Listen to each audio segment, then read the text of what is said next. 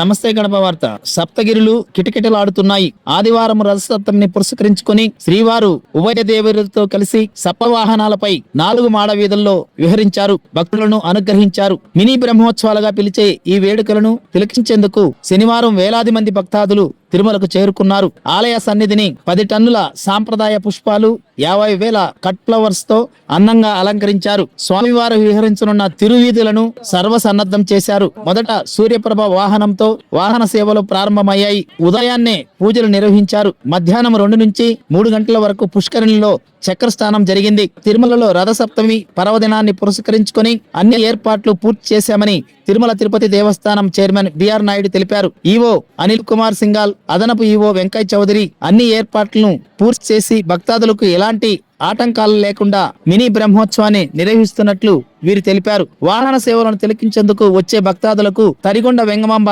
అన్నప్రసాద కేంద్రంలో తో పాటు పిఎస్సీల్లో అన్నదానం నిర్వహించనున్నట్లు చెప్పారు. గ్యాలరీలోని భక్తులకు 85 ఫుడ్ కౌంటర్ల ద్వారా అన్నప్రసాదం అందించేందుకు 3,000 మంది శ్రీవారి సేవకులను నియమించారు. 4 లక్షల లడ్డూలను సిద్ధంగా చేశామని, మరో 5 లక్షల లడ్డూలను అదనంగా నిల్వ ఉంచామన్నారు. 1300 మంది పోలీసులు, 1200 మంది విజిలెన్స్ సిబ్బంది నియమించారు. ప్రత్యేకంగా 17 FRS కెమెరాలను ఏర్పాటు చేశారు.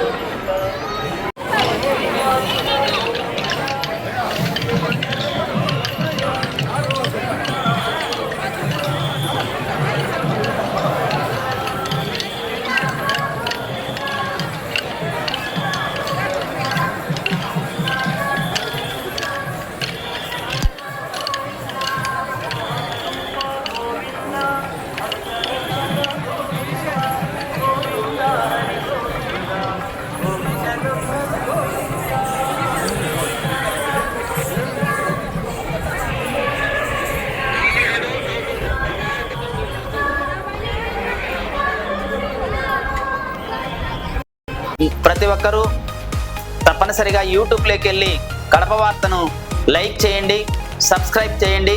ఇట్లు మీ జి రమణయ్య, ఎడిటర్, కడప వార్త.